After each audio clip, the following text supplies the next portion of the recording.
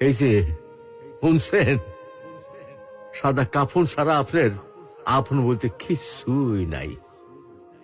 হকগুলো এই স্বার্থের কাঙ্গাল, বুঝলেন? এই স্বার্থ ফুরাই গেলে গা হকগুলি আপনার সাইডে চলে যাবো গা।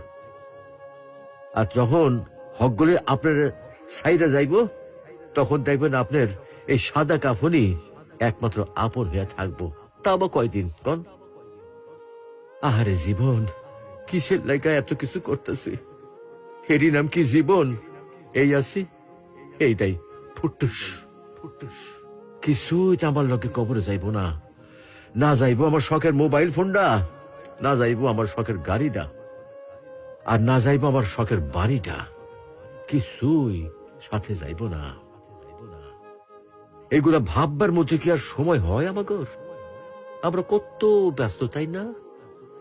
আহারে জীবন জীবন। আসুন সময় থাকতে ইমানের পরিচর্যা করি, পরকালের পাথেয় গুছাই, পরকালের কথা ভাবি।